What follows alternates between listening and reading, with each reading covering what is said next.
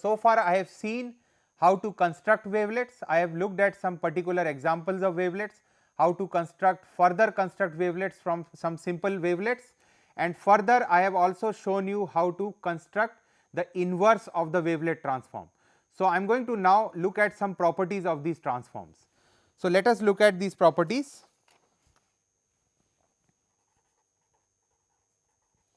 So, I am going to consider these properties and state them as a theorem.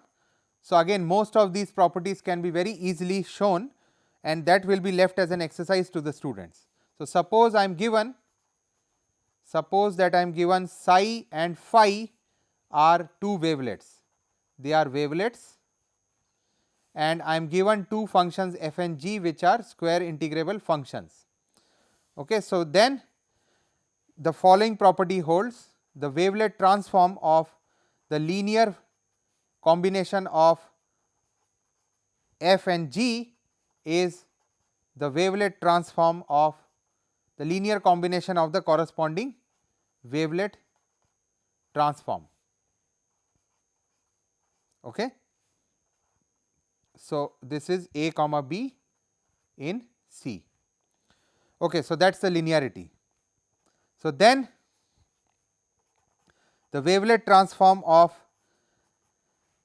the translation of the function, the wavelet transform of the translation of the function is f of A comma B minus C, okay, where I described my operator t.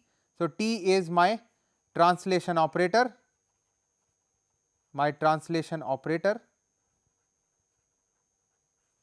okay, and I described my translation operator as follows. So, T c of f of t, this is f of t minus c. Okay. So, then I see that the wavelet transform of this dilation operator, where let me just describe what is.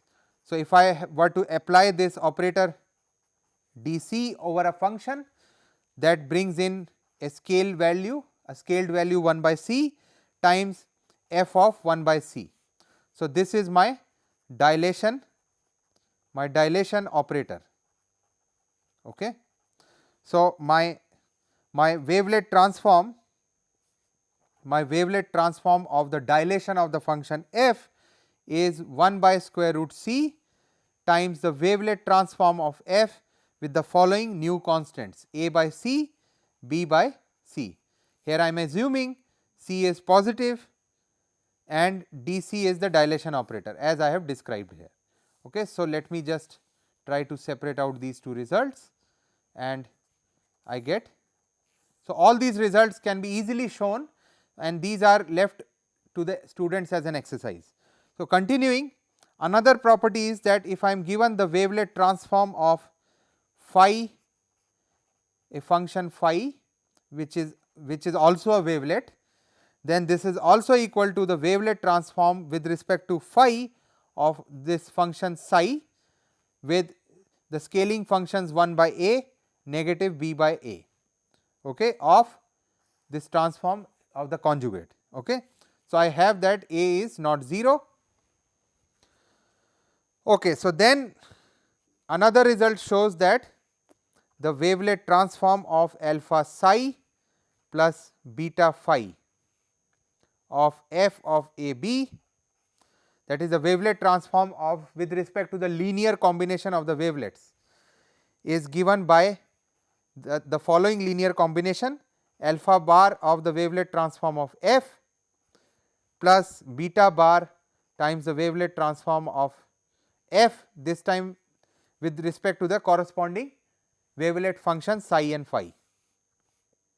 Then a sixth result shows that if I am given the wavelet transform of the parity operator of psi times the wavelet, so the wavelet transform of the parity operator operating on f, right, for the constants a b, this is also equal to the wavelet transform with respect to psi of f with the constant a comma minus b.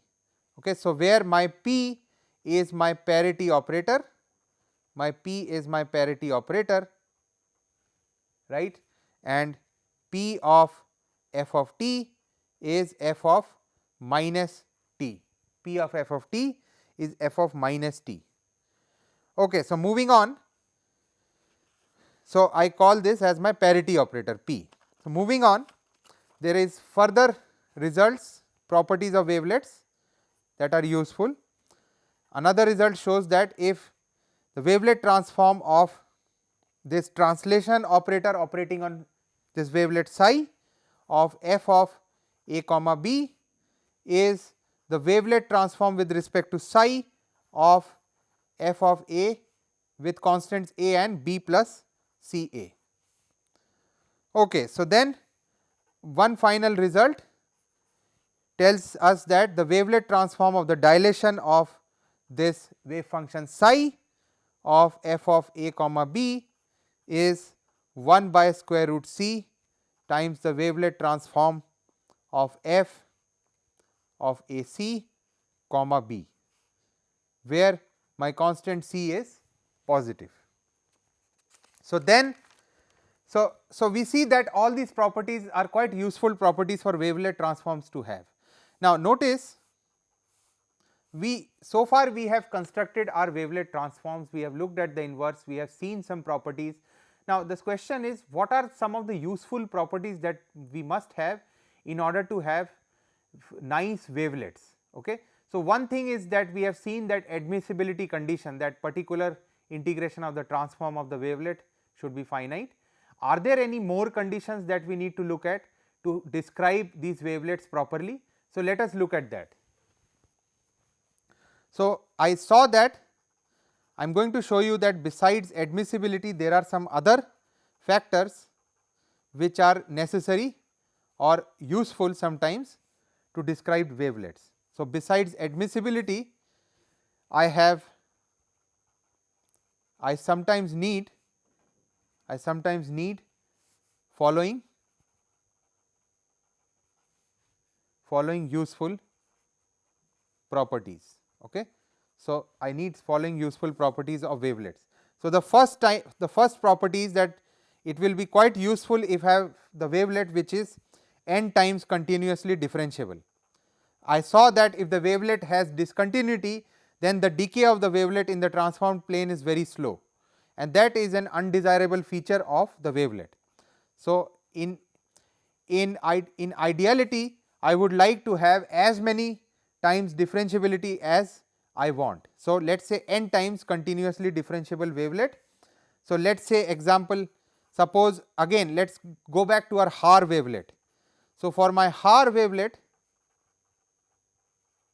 if I were to convolve with my Heaviside function h of 1 minus x, let us say I convolve it n times. So, I convolve it n times, right. I see that this becomes, the resultant is an n times continuously differentiable wavelet.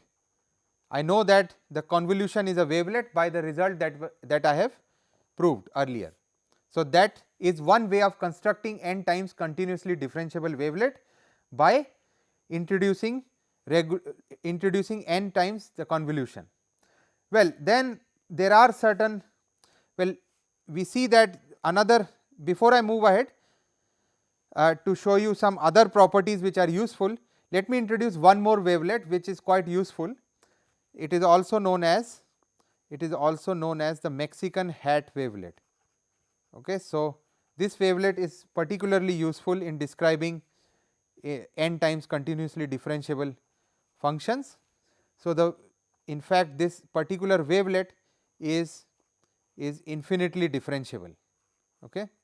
So, this has the property of being infinitely differentiable, and I see that if so the wavelet is as follows. So, this is 1 minus t square e to the power minus a t square by 2, and if I were to draw this wavelet, I see the following. I see that, let me draw this psi versus t, and the wavelet looks like following. I have that the wavelet, now this is for a equals 1. We see that the wavelet looks like the Mexican hat that we are familiar with, right. So hence the name, the Mexican hat wavelet. Okay. Okay, so let us move ahead. So let us look at the second important feature, that is the localization property of the wavelet. So what this means? So what this means is that we saw that what we want is that the wavelet should decay as we take larger and larger values of the transformed variable. So which means that I must have that psi and derivatives of psi must decay, psi and derivatives of psi must decay very rapidly as my omega goes to infinity, right. I saw that for Haar wavelet the decay is very slow. So that is not a very useful feature to have. Or this also means, well, derivatives of, well, I need that psi hat and derivatives of psi hat must decay in the asymptotic limit, right. So this is also equivalent to the fact that my psi of t, that is the wavelet in the physical plane, must be a constant. Okay, so must be a constant near the value t equal to 0. Now this is similar to our Tauberian result. If people recall, students recall that according to Tauber's result that was done in Laplace transform, to look at the solution at infinity, we need to look at the solution in the physical plane at 0. So which means that if the solution at the physical plane is near constant at the value t equal to 0, the solution in the transformed plane will rapidly decay as the value in the transformed variable goes to infinity. Okay, so this is via this is a similar to your Tauberian idea that was introduced earlier. So this is the Tauberian idea here. So which means that this will be true. This will be true if I have the following conditions which is satisfied, which means that psi must have higher and higher vanishing moments. So must have higher number of vanishing moments. So psi must have higher number of vanishing moments, or psi of t, let us say psi of t has n vanishing moments. Okay, so psi of t must have n vanishing moments, or that is possible if I have integral from negative infinity to infinity t to the power k psi of t dt is 0 for k from 0 to n. Okay. So if for all values of k this particular integral vanishes, I say that psi has n vanishing moments. So the higher the number of vanishing moments, the nicer or the more flatter the value of this wavelet is. So this is a flat profile near t equal to 0. So the higher the vanishing moments, the flatter is the profile near t equal to 0, and which means the faster the transformed wavelet decays with respect to omega going to infinity. Okay, so this also means having n vanishing moments means that the following derivatives of psi hat with respect to omega near omega equals 0 goes to 0. Okay. So these are for all values of k from 1 to n. Okay. So that's my condition. Okay, so then I have seen a lot of ideas about continuous wavelets.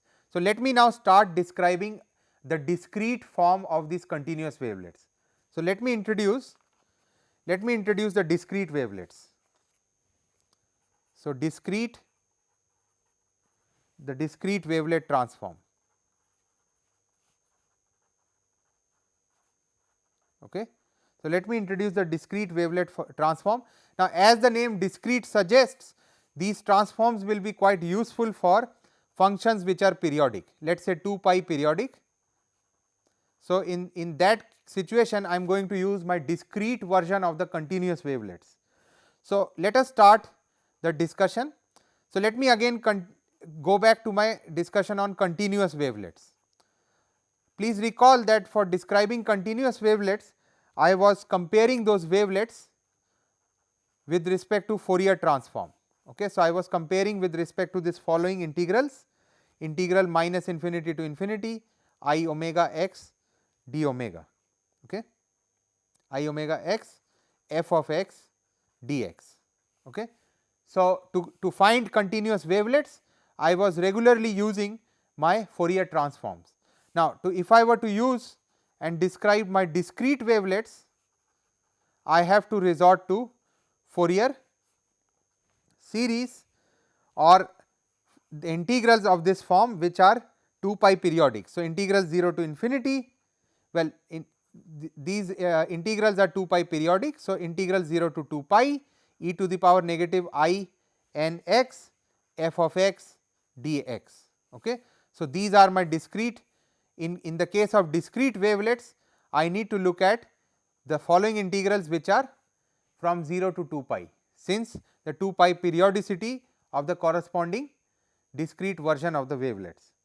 Okay. So, then let me just start by definition of the discrete wavelets. So, let me define discrete wavelet as follows. So, psi mn. So, define discrete wavelets. Psi mn of x equals a 0 of minus m by 2 psi of a 0 of to the power minus m of x minus n times b 0. So, what I have done is, instead of defining psi at x, I have introduced two new constants. So, here m and n are integers and a 0 and b 0 are fixed real constants, here.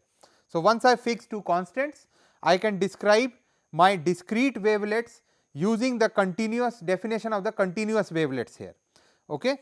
So, then what I see is so the definition is fine, but this question to be asked is, this question that I have to ask is, can I reconstruct my function f from these wavelets psi mn. Okay. So, if that is true, then this definition is going to make sense. Let me call this definition by 3. So, the 3 makes sense if I can, the answer to this particular question is correct, right. Okay. So, now I have to see how can I reconstruct f from these discrete wavelets. So, this question can be equivalently posed as follows. This equivalently means that if I am given the following inner product of f with psi, and suppose that is also equal to this inner product of g with psi, then this must be equivalent to saying that f is identical to g. Okay. So, what I am showing here is that, so these are my coefficients, these are my wavelet coefficients. Okay. So, these are my wavelet coefficients, where, so wavelet coefficients in describing the wavelet series of the function f with respect to psi mn. So, if I say that the wavelet coefficients are equal for two functions, then two functions are almost equal. Okay. So, if that is true, if this is true, then the answer to my question above is also true. Okay.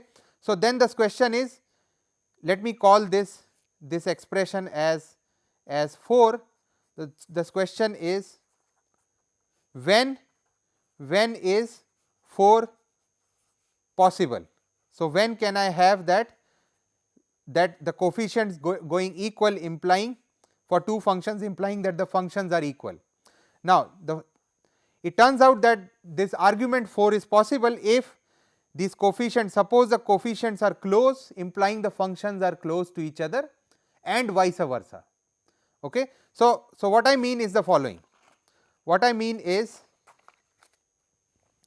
that 4 is possible, 4 is possible if the following happens, if the following statement is true.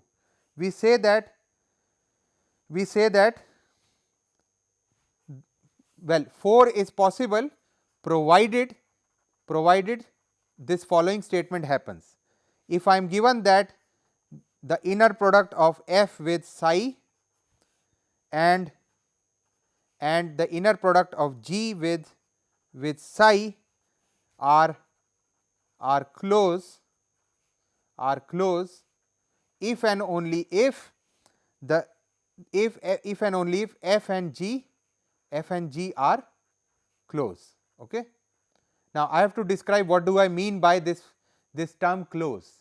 Okay. So but if these two coefficients are close and I see that the functions are close and vice versa, then my 4, the statement that I made in 4 is true, or which means that the definition of my discrete wavelet transform is going to make sense, that is, it is going to reconstruct my function f. Okay. So then, so let me look at this statement. So let me call this 5. So the statement 5 makes sense. So statement 5 makes sense if these two statement happens. So these two are close, provided these two are close, if there exists a constant b such that this absolute value of the square of these coefficients, from for all values of m and n, they are bounded above by the norm of the function, the L2 norm of the function. If that holds, then the forward of the statement holds, that is, the coefficients close implies f and g are closed, right. Conversely, so let me just use another segment. So conversely, if I am given that there exists another constant positive such that a of the norm of f is bounded below by the summation of these coefficients, these square of these coefficients m n going from minus infinity to infinity, then for all values of f which are square integrable, then I know that for f and g close implies that the coefficients are close. So which means, let me now, using these two statements, let me come to the definitions. Okay. So these two, let me call these results as 5a and 5b here. Okay. So it turns out that if 5, so what I have done is I have broken down my statement 5 into 5a and 5b, which means if 5a and 5b holds, then my discrete wavelet transform is well defined, or I can use the definition that I have just stated in the previous slide. So 5a and 5b can be explained by the concept of the so called frames. So I am going to introduce the concept of frames. Okay. So let us see what is this. So let me introduce a definition. So definition of the frames. Okay. So what it says is a sequence phi I from 1 to infinity in a Hilbert space, a sequence 1 to infinity in a Hilbert space is, let us say the Hilbert space is denoted by H, is called a frame. A sequence is called a frame if there exists an AB positive such that A of mod of f square is less than this summation of these coefficients f with phi n's square summation over n, this is less than equal to b times mod of f square. Okay. So, if I have these following bounds on these coefficients, then I call this sequence as frames, okay, where